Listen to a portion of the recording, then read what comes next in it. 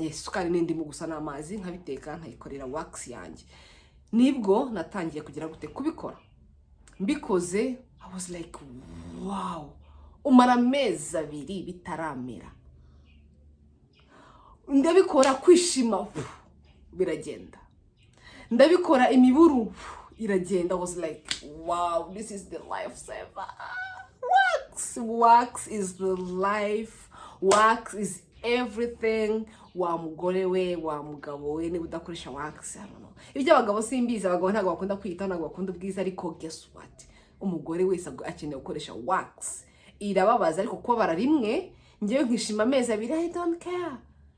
Hello guys, mbaye kazi bakunze ba Claire Mbabazi, twagarutse n'indi video y'ubwiza. Guess what, tugeze kuri waxing. Guys, iyi video yaritegerejwe n'abantu benshi, narabwiye ngo narateretse do. Usko nateretse kubera video. Narateretse kubera video kugira ngo nzabereke ukuntu tugomba gukora waxing aha na downstairs hose, kugira ngo notete nakora na ya scrub, ukuntu wanakora scrub mu kwa kanjye. Urabona ukavuga ati wenda ntago haracya cyane, ariko ngewe mbona harakeye kuko ukuntu nasaga. Imana ibabareze kuza kubona video yaho pe. Ubu ngubu nuko ntaragira gute, ntago ndakora scrub, ntago ndavanaho incakwa hani zimara kuvaho zose haraho hasa neza cyane. So guys, mbabwiza ukuri, mbahereza amateka ya waxing. Uzi ko maze imyaka ndayibara ni 5 4 nahereye. Of course tukiri abana twese twakoreshaga urwembe, utujirete, ukitemagura bigatera imiburu. Mana yanjye we, imiburu ukajya kubona uko umuntu arite uri kwishima hano mu kwa kumva wagira gutyo ugasanga imiburu. Hano narwaye ibintu babyita inzibyi, abantu dukorana murabizi. Narwaye ibibyimba nko 8 mu kwa. Urabona rero hano haracyari mutuntu kudukovu. Imva hano kizi kibyimba hani ndaza kuza kwerekana nze nimara kogosha. Hanga kuno kwako kurirabura kubera nyine hashize nk'amezi 2 mbikize. Mana narwaye inzibyi, nari impfu ibaza kugira ngo mari cyumweru ntajya mu kazi. Ari zari hatari, simashaka no kongera kubyibuka. Nabaga meze gutya byo bita kutikoraho nasenga ngo ntensuzenya kwirwara birababaza. Ikibyimba none inzibyi byo bari ibibyimba byinshi byegeranye, ushobora kuba ni 10 mu kwaha kumwe. Urumva gatuzana n'intakara oya katubyihore iki kigano ashaka kukivugaho. Nanze kwiga no kubibereka ngo bakoremo video ko mwari kwiruka byaganaga gutya beze ngo. So guys, Imana ishimwe ko nabikize. Rero ibyo byose byatumye mu kwa kwanjye kuno kongera kwirabura kurusha kunguko. Ariko ntumuri biratuma nkomeza kubitreatinga neza kugira ngo ndebe ko muri kuno kwezi gushira nsa hose mu kwa kose hasa. So rero guys, icyo nshaka kubwira, nahereye kera kose ku muntu akiri umukobwa kigimbuka. Of course urakura, incakwa ziraza, na hasi usurahinduka, ugatangira kumenya ngo se nzikorera amasuku gute. Ibyo ababyeyi bakwigisha yuko ugomba nyine gukoresha yaba nta kindi kintu bari bazi, ubwo nyine bamwe bazi umukasi, abandi bakamenya urwembe. Nkoresha urwembe, nkoresha jirete, aho bita muri bikini line. Ho nako nahabereka kamera shaka hareba no muri bikini line. Urumva urusanga nyine hasa nabi, hari imiburu bera kujya kwishwatagura bikisebe bikazana no hari no hazaho n'utuburu tukazana n'amashyira. Murabizi byose umuntu barabiciyemo guys.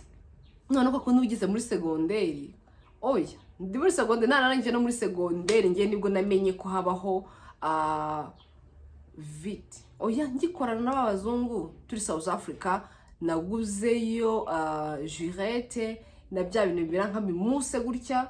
Bagira ubujurete bwiza, nshobora kwa nkina gafite ndaza kuza ko cyagafite ra ubujurete bwiza naguze South Africa, bacomoramo bakanashiramo ku buryo nakoza no kumubiri kumva ntabwo ugira witema, ntabwo umeze nta kibazo. None ukashiraho baguhaga package bakaguhamo na mana yanjye sinzi aho nabishyize pe, bakaguhamo na after shaving. Nangiye gukoresha iyo jirete nagitangiye kubona imiburu igenda igabanuka, kuko mva nabaga nakoresha akajirete keza wakoresha ukwezi ukagahindura kabaga koroshye, ntabwo ugakora ngo wikoragaho ngo wumve ko uri kwikuba. I was like wow. Ariko toujours ukajya wishita ukishwibagura, uzi ko hari igihe bikurya ukiherera nko mu bantu gatugenda ukishwa ataguruka garuka. So guys, numva ntabwo bishimishije. Undi muntu aza kuza kumbwira ko habaho viti. Numva viti ndaserebuye. Viti ndayikoresha ngashyiraho nabyo nkwishima. Nari maze no kumenya ko nyine after shaving ziba. Urumva namenye ubwenge kera cyane, ama after shaving nari maze kubimenya, nayimenya hari mfite imyaka nka 19. Nibwo namenye ko shaving ziba 19 20 after shaving ziba. Ndavuga okay. Fine. Ndajya bikoresha gutya nabwo mbona ntago bikoze. Noneho nyuma nibwo nagize nte nabonye umuntu arambwira ati kwanza nayibonye kuri YouTube waxing. Rero ngewe shankunda gutrying ibintu bishyashya mu buzima bwanjye, ndatryinga as long as ndikora ko kintu kizamfasha. Waxing ndavuga mbona birababaza, ndabikora. Nabanje kujya mu alimentation nshaka waxing zo kugura, ndazibura ahantu hose, alimentation za Simba za Nakumati zaye hose, za Sawa City nta na hamwe bagurisha waxing. Niyo ngiye muri facial mu mahoteli runaka, amahoteli yabikoreramo, ntabwo bakubwira ko bazigura hanze, urazigura online. So rero ntabwo nari kwibyizera kujya kugura online, nibwo nese mvuga ngo reka nkore bino byikorere isukari, indimu ndetse isukari n'indimu gusa n'amazi, nkabiteka nkayikorera wax yanjye. Nibwo natangiye kugira gute kubikora. Mbikoze I was like wow. Umara amezi 2 bitaramera. Ndabikora kwishima biragenda. Ndabikora wow, this is the lifesaver. Wax is the life. Wax is everything. Wa mugore we, wa mugabo we, niba udakoresha wax, I don't know. Ibyo abagabo simbiza, abagabo ntabwo bakunda kwita, ntabwo bakunda ubwiza, ariko guess what? Umugore wese akeneye gukoresha wax. Irababaza ariko kuba bararimwe, ngewe nkishima amezi 2, I don't care. Icyo mashaka ni ikintu kinkesha, cy'imico nshaka. Wax is the life. Dukino nawe konse reka tujye guteka wax, kandi ukuntu bayiteka, bayitegura, nkwereke n'ukuntu wayikoresha. So guys, turaza gukenera indimu imwe. Indimu imwe rero ndayikata gutya. Nyuma kwikata n'agasafrandi bukoreshe nibyo bakoresha gusa. Noneho fashishe icyuma, yani icyuma cyakora gutya, hande umutobe w'indimu yose, kandi mu isafuriya.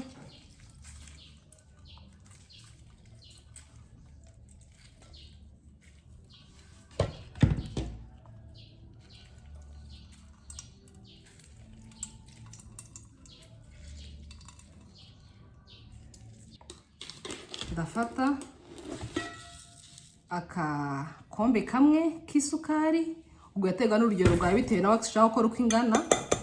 Ubwo ndashyiramo 1/2 cy'amazi ubwo y'urugero nashyize mu isukari. Ushaka gufata udukombe 2 tw'isukari, agakombe kamwe k'amazi, cyangwa se agakombe kamwe kuzuye k'isukari, agace k'amazi. Ubwo ndashiramo amazi agace. Indangiza ngiye kubibiza iminota kugeza igihe mbona ubundi abari hagati y'iminota 7 cyangwa 5 n'umunani, ariko birabira kugeza igihe ubonye byahinduye akabara. Katujye kubiteka kurugero rwiza. Kagasafara kindi kintu nakagene ni ibi ngibi, simashaka kugira ko bihoramo bimwe bivamo n'ubundi nongera mbishiramo ibindi. Ahangaha urabanza ukitonda mbere no kubikoresha, bikabanza bigahora neza. So guys, nuko rero consistency ibimeze. Ubu bishyushyemo gakeya. Tugiye noneho guhita tuyikoresha. Ndabanza testing numve ko idashyushye cyane, mbone kuyikoresha. Nuko consistency bimeze, yameze nk'ubuki burenduka. Ubu ukeneye n'udutambaro twa koto. Ahangaha ngiye nafashe umwenda wa koto ndawukata nitwo nkoresha, ariko bari abagura za wax nziza zizana n'udutambaro nyine twa waxing twabugenewe. Utungutu ni ukwiyaranja. None reka dutangire igikorwa nyirizina. Rero uramanza ugahana amaze koga, urabona ukamenyesha ko nta cyo bifitemo. Ushaka gufata n'agapuderi ugashiramo,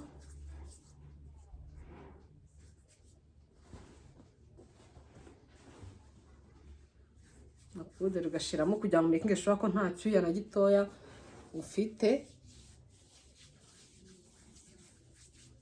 So narangiza nkoresha tuno duti. Utu duti baratugura mu mafarumasi yose. Narangiza nkamikasha kwanza nka testinga, nkumva ko bidashyushye bitamwika sha biratwikana. Niyo bishyushye abanza kabereka bigahora, urumva. Narangiza rero ntoreba ukuntu umuntu abigenza. Ushyiramo ukurikije uko ubwoya bukura. Ni ukuvuga ngo ndashiramo manura gutya.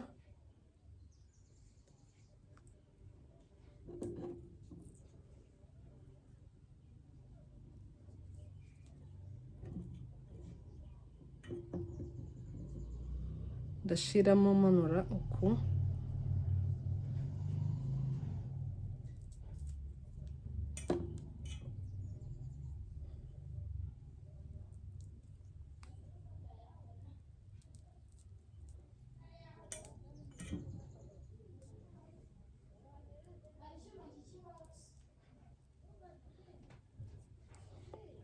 None narangiza ngafata twa dutambaro ko mba nagize nkomeka ngakurura. Urabona ko kuba kwegeranye uragutandukanya cyane ugashiraho gutya. None nashizeho manura ndomora muri sense itandukanye. Ndahita ngera gutya 1 2 3. Guys, reba ukuntu bingana.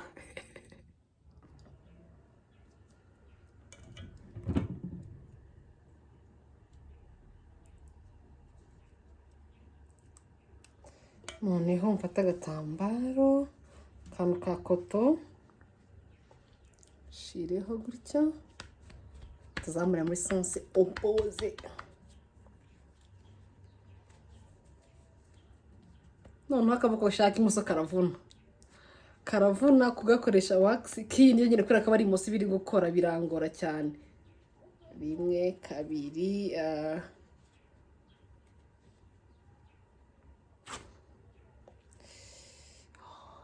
undi tukaraho gutya kuko uri kubabara. Reba narateretse koko. Guys, rero mubonye ko twamaze gukora waxing. Noneho turakurikizaho video yo kubereka ukuntu ntunganya mu kwaha. Ubu ngubu hashize icyumweru nkora scrub rimwe mu cyumweru. Nimara gukora barahita ubona itandukaniro. Iyi ni before, muraza kuza kureba rero after. So guys, mubonye ukuntu nkora wax. That's it. Biroroshye cyane, wabikora birabaza, ariko nzamara igihe kinini cyane meze neza nta kibazo. Kandi wax nshobora kwikoresha igihe kinini. Yego. So guys, ndabakunda, mukomeze mukore like, mukomeze mukore subscribe. Tuzasubira ubutaha. Ciao ciao. Bisous. Bye.